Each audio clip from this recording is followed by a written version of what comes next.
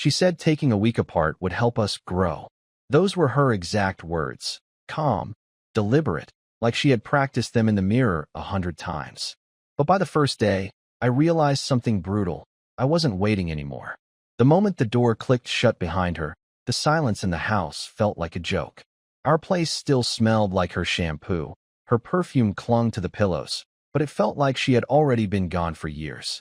I sat there on the couch, staring at the clock, realizing that space was just her polite way of saying she didn't want me anymore. The longer I sat, the angrier I got. Around midnight, I opened her laptop. She left it on the desk like she didn't care if I saw anything. And that's when I found it, a draft email. It wasn't even hidden, just sitting there, bold letters screaming at me. I'll tell him after the weekend. He won't fight me. He never does. I swear my chest tightened so much I thought I'd black out. She was talking about me. Claire was planning her clean break while I was sitting here thinking a week apart would save us. I don't even remember what I did next. My hands were shaking, my vision blurred with rage. I just know that by sunrise, I was driving somewhere I had no business going, straight to the address she left in an open rideshare receipt. An address I'd never seen before.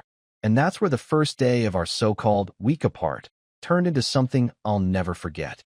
By the time I pulled up to Willow Lane, my heart was pounding like I'd run a marathon. It was one of those quiet suburban streets where every house looks like it's hiding secrets behind perfectly trimmed hedges. The address from her rideshare receipt led me to a pale blue house with a porch swing that creaked slightly in the morning breeze. I sat there in my car, gripping the steering wheel so hard my knuckles turned white, wondering what I'd find if I walked up to that door. I should have turned around. I should have driven home and confronted her like a normal husband. But something in me had snapped. Maybe it was that email draft. Maybe it was the way she had looked at me like I was already disposable. Whatever it was, I needed to know the truth. I parked a few houses down and watched. A man came out of the front door around 9 a.m. He wasn't some stranger. I recognized him immediately. It was Mark, her coworker. The guy she always swore was like a brother to her. I felt sick. He was in sweatpants and a t-shirt, holding a mug of coffee like he owned the place. My mind flooded with every time she laughed a little too hard at his jokes, every time she brushed off my concerns about their late-night work calls. I didn't plan what happened next. I got out of my car, marched straight up to that porch, and rang the doorbell. When she opened the door, wearing his shirt, not even her own, she froze. For a second, neither of us said anything. I just stood there, seeing everything I needed to know written across her face. "Russ, what are you doing here?" she stammered. Her voice was a mix of guilt and fear, but not nearly enough fear, not nearly enough regret. I wanted her to feel the way I felt in that moment, like the floor had given way beneath me. "You said a week apart," I said, my voice low, shaking. "But I see you didn't need a week. You just needed him." Mark appeared behind her, holding his mug, looking at me like I was some unwanted salesman. He didn't even look ashamed. That look, the smug, quiet confidence, burned into me. My hands trembled, and for a second, I thought I might lose it completely. But I didn't. I just turned around and walked back to my car, leaving her standing there in the doorway. By the time I got home, I wasn't sad anymore. I wasn't even heartbroken. I was furious, and that fury was about to pull me into a storm I didn't know I had inside me. When I got back to our apartment, it didn't feel like home anymore. It felt like a crime scene. Every photo on the wall, every sweater she left on the back of a chair, every single thing had a different weight now, like it was mocking me. I sat on the floor in the living room, my head in my hands, replaying what I'd just seen. Claire in that man's shirt, standing there like I was the intruder, like I was the one ruining her perfect little secret life. The anger that bubbled up inside me wasn't the kind you can cry out or scream out. It was quiet, ice cold, the kind that makes your hands shake when you're doing nothing at all. I opened her laptop again, but this time I dug deeper. I knew her passwords, not because I'm some control freak, but because we used to trust each other with everything. I found an entire thread of emails between her and Mark. It wasn't just flirting, it was a roadmap of betrayal, every step carefully planned. They talked about me like I was some clueless idiot, a nice guy, who wouldn't make a fuss when she finally broke free. I read every word, and each one cut deeper than the last. She even wrote about how she wished I would find someone more suited to me, like she was doing me a favor by tearing my life apart. By the time I finished reading, I felt like I'd aged 10 years in an hour. I didn't just want answers anymore. I wanted her to feel the weight of what she'd done. That night, I started packing her things. Every sweater, every picture frame, every pair of shoes. I threw them into trash bags and left them in the hallway like they were toxic. But I didn't stop there. I printed out some of the worst emails I'd found, the ones where she mocked me or said she felt dead inside when she was with me, and I taped them to the fridge. Petty? Maybe.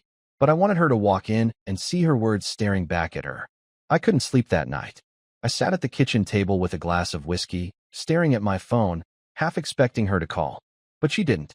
Instead, around 2 a.m., I got another text from that same unknown number that had messaged me before. This one made my blood run cold. "She's not done lying, Russell. You should check the hotel by Harbor Street." I stared at it for a full minute, my pulse thundering in my ears. Who was this person? And why were they feeding me this information? I knew I should just ignore it and move on, but some sick part of me needed to know what else she was hiding. The next morning, I found myself driving toward Harbor Street, my mind a mess of anger, pain, and curiosity. What I found there would push me over the edge in ways I wasn't prepared for. When I pulled into the parking lot of the Harbor Street Hotel, the morning sun was just starting to burn through the mist hanging over the city. The place wasn't glamorous. It was the kind of hotel you'd rent if you didn't want anyone to know where you were. I sat in my car for nearly 20 minutes, gripping the steering wheel, trying to convince myself that this was insane. What was I even hoping to find? Proof? More pain? I already knew the truth, but something about that message, the certainty of it, pulled me in like gravity. I walked into the lobby with my heart hammering in my chest. The smell of cheap coffee and disinfectant hit me as I approached the front desk. "Can I help you, sir?" the woman behind the counter asked. I tried to act casual, but my voice came out tight. "I'm looking for my wife, Claire Bennett," I said. I didn't even care how desperate I sounded. The receptionist gave me a polite smile that quickly turned suspicious. "We don't give out guest information." I expected that, but I wasn't going to let it stop me. I leaned in and lowered my voice. "Look, I know she's here. I'm not asking for her room number. But could you just tell me if she checked in?" She hesitated, her eyes darting toward the manager's office, and in that hesitation, I knew. Claire was here. My stomach twisted so hard it felt like I was going to throw up. I stepped away from the desk, pacing the lobby like a lunatic. I didn't know what I was going to do if I saw her. Part of me wanted to storm the place, rip open every door until I found her. Another part of me, this darker, quieter voice, wanted to wait, to watch, to see her walk out with him so I could see the betrayal on her face when she realized I knew everything. And then, as if the universe wanted to twist the knife, I saw her.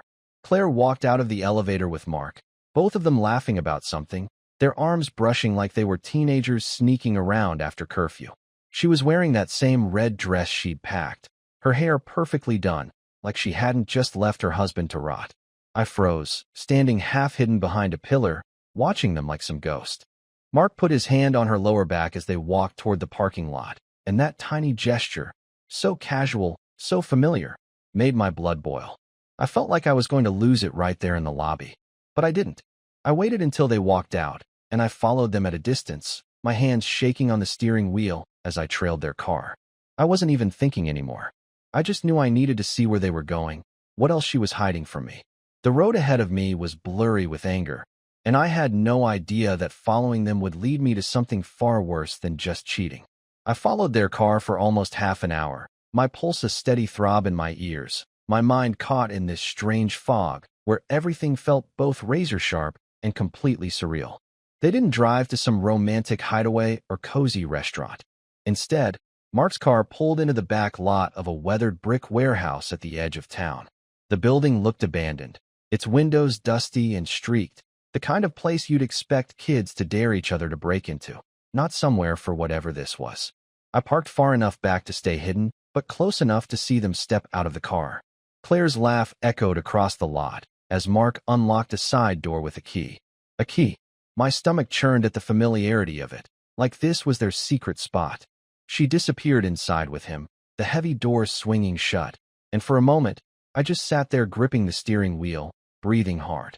What was this place? What were they doing here? I needed answers, but I also felt like every answer would rip me apart. Against every ounce of common sense, I got out of my car. The gravel crunched under my feet as I crept closer, hugging the walls, trying to stay in the shadows. There was a small window near the back, and when I peeked inside, I nearly dropped to my knees. It wasn't just Claire and Mark in there. There were other people too, maybe 5 or 6, gathered around a table cluttered with papers, open laptops, and what looked like stacks of cash. Mark was talking fast, his voice low but sharp, like they were planning something. Claire sat beside him, leaning in, nodding. My brain was screaming at me to get out, to call someone, but I couldn't move. I pressed my ear closer to the glass, straining to catch a word, a phrase. That's when I heard Claire's voice, calm and deliberate, cutting me like a blade. Russell is too soft. He won't fight anything I tell him. Once this is done, I'll be out of there for good. I stumbled back from the window like I'd been punched in the gut. It wasn't just cheating. This was something darker, something I couldn't even begin to wrap my head around. I didn't wait to hear more. I ran back to my car, fumbling with the keys, my hands trembling so badly I could barely start the engine. As I drove away, my thoughts were all over the place. What was Claire caught up in? Who were those people? Was she using me, the entire time, for something bigger than just this affair? And the worst part was that a tiny, pathetic part of me still wanted her to love me, still wanted her to walk through the door and say she'd made a mistake. But I knew one thing. I couldn't just sit back and let this go. If she thought I was too soft to fight, she was about to find out how wrong she was. I barely slept that night. Every time I closed my eyes, I saw that warehouse, those strangers with their cold faces and piles of cash, and Claire's voice saying I was too soft, like I was some disposable fool she'd been stringing along. I sat at the kitchen table in the dark, a half-empty whiskey bottle in front of me, replaying every moment of our marriage. Were all those late nights, working late, just rehearsals for lies? Did she ever love me? Or was I just a placeholder while she built this double life? By dawn, I had made up my mind. I wasn't going to sit here and let her burn me to the ground.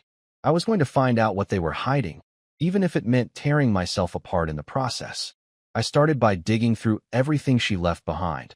Old receipts, emails, even the junk drawer she always kept locked. I found a prepaid phone wrapped in a scarf at the back of the closet. When I turned it on, there were only 2 messages, both from a number I didn't recognize. Wednesday, 10 p.m. Same spot. Don't bring him. My stomach sank as I stared at the screen. Same spot. Was that the warehouse? And Wednesday was tomorrow. I needed to know what was happening before then. I don't know what possessed me, but I left her a note before I left the apartment that morning. It wasn't smart. Hell, it was probably the dumbest thing I could have done, but I wanted her to know I wasn't clueless anymore. I wrote, I know. You're not as good at hiding as you think. We'll talk when you get back. I didn't sign it, didn't add anything else. I just left it on the kitchen counter, right where she'd see it. Then I drove back to Willow Lane. The warehouse gnawed at me, but I needed to start somewhere. Mark's car was parked out front, but I didn't care if he saw me. I knocked on the door, and when he opened it, I was half a second away from smashing my fist into his smug face. But instead, I just stood there, forcing myself to stay calm. Where's Claire? I asked. My voice cracked a little, but I didn't care. Mark smirked, leaning on the doorframe like he owned the world. Russ, buddy, this isn't healthy. She needed space, remember? The way he said it, like he was enjoying every ounce of my humiliation, made something snap inside me. Cut the crap, I hissed. I know about the warehouse. I know about the money. What the hell are you two doing? For the first time, his smirk faltered. Just a flicker, but I saw it. He stepped back, and his tone dropped an octave. You don't know what you're talking about. Stay out of it. And then he slammed the door in my face. I stood there for a minute, shaking, feeling like I was drowning in something I didn't understand. But I wasn't going to back off. Not now. That night, I parked outside the warehouse and waited. I didn't know what I'd see, but I knew one thing. If Claire walked in there again, I'd be ready. Wednesday night arrived like a storm brewing on the horizon, heavy and dark with the weight of what I knew was coming. I parked 2 blocks away from the warehouse, sitting in my car with the engine off, the windows cracked just enough to let the cool night air in. Every sound seemed amplified, the distant rumble of traffic, the hum of streetlights, my own heartbeat pounding like a drum in my chest. I kept asking myself if I was insane for doing this, for not just walking away and saving whatever dignity I had left. But that note I'd left for Claire on the counter haunted me. The way she'd probably read it and smirk, thinking I was still just the weak, gullible husband who wouldn't dare confront her. I needed her to see I wasn't that man anymore. At 9:45, headlights swept across the street, and there she was. Claire's car pulled up quietly, as if she was trying not to draw attention, and Mark was already standing by the side entrance, waiting for her. Watching them together felt like a slow blade twisting in my gut. She didn't even look nervous. If anything, she looked alive, happier than I'd seen her in months, like I had been the weight holding her down all along. They disappeared into the building, and I waited 5 minutes before I followed. The side door wasn't locked. It groaned as I pushed it open, the sound echoing through the dark hallway beyond. I slipped inside, my breath shallow, and followed the faint sound of voices coming from deeper within the building. The air smelled like dust and old oil, and every creak of the floorboards beneath my feet felt like it was announcing me to the world. I stopped when I reached a cracked door at the end of the hall, the dim glow of a single lamp spilling out through the gap. What I saw when I peeked inside didn't look like some casual affair or secret lover's hideout. There was a table in the middle of the room, covered with documents, maps, and stacks of cash. A laptop screen displayed what looked like bank account transfers, numbers I couldn't even wrap my head around. Claire was sitting next to Mark, her face serious as they discussed something with a tall man in a gray jacket I'd never seen before. He was giving orders, actual orders, about moving the next shipment and making sure nobody talks. It sounded like something out of a bad crime movie, but the way they all listened told me it was deadly serious. Then Claire said something that froze me in place. Once this is done, I'll cut ties with him completely. He'll believe anything I tell him. He's always been that kind of man. The him was me. She was talking about me like I was some idiot puppet she'd been manipulating this entire time. My hands curled into fists, and I felt this boiling rage I'd never experienced before. I must have made a noise because the tall man stopped mid-sentence and turned toward the door. I ducked back, pressing myself against the wall, my heart slamming like a hammer against my ribs. I heard footsteps, Mark's voice saying something like, "I think I heard something." I bolted down the hallway, moving as fast as I could without making more noise, and slipped out through the back door, my lungs burning. I sat in my car for a long time, shaking, my mind racing. This wasn't just about Claire cheating anymore. This was something dangerous, something illegal, and I was in way over my head. But there was one thing I knew for certain. I couldn't let her see me broken. I needed a plan, and I needed it fast. I didn't sleep a second that night. My hands wouldn't stop trembling, my head replaying every single thing I'd seen and heard inside that warehouse. The betrayal, the lies, the danger. It was like my entire life had been flipped inside out. But when the sun came up, a strange kind of clarity washed over me. For the first time in months, maybe years, I wasn't waiting for Claire to save our marriage. I wasn't waiting for her apologies or explanations. I wasn't waiting at all. I was done being the man she could push around like a pawn. I wasn't going to break. I was going to walk away, and I was going to win my life back. I spent the morning cleaning our apartment, not because I cared about the place anymore, but because I wanted to erase every trace of her. I boxed up her clothes, her makeup, even the stupid decorative pillows she loved so much. I didn't rage or smash things. I was done letting her control my emotions. Every item I packed felt like I was taking back a piece of myself she'd stolen. When I was finished, I left the boxes by the door, ready for her to collect whenever she felt like slinking back into the life she'd burned. Around noon, I sat down with my laptop and gathered everything I'd found, the emails, the messages, even photos I'd snapped of the warehouse with my phone. I wasn't sure exactly what they were planning, but I knew enough to make the police pay attention. I sent it all anonymously to the local authorities, every file, every shred of evidence. I didn't want revenge anymore. I just wanted this poison out of my life, out of my head. That evening, Claire finally called. Her voice was sweet at first, as if nothing had happened. "Russ, we need to talk," she said softly, like she still had me wrapped around her finger. But I didn't let her play her game. "No," I said, my voice calm, almost too calm. "We don't need to talk. You need to pick up your things. After that, we're done." She tried to argue, but I hung up. And for the first time, I didn't feel guilty. I felt free. The next day, I got a call from a detective. He didn't say much, just that the information I sent had helped with an ongoing investigation. I didn't ask questions. I didn't want to know the details. Whatever trouble Claire and Mark had stirred up was no longer my burden to carry. Weeks have passed now, and the strangest thing is how light I feel. It's like I can finally breathe again. I started running in the mornings, cooking meals for myself, and reconnecting with old friends I'd let drift away. Every day feels like a small victory, like I'm slowly rebuilding the man I was before all of this. I'm not bitter anymore. I'm grateful. Because losing Claire didn't ruin me. It showed me I had more strength than I ever thought I did. The other night, I stood on the balcony with a cold beer, watching the sunset bleed across the sky, and I realized something. I'm not the man she left. I'm someone new, someone better. And for the first time in a long time, I'm excited for what's next.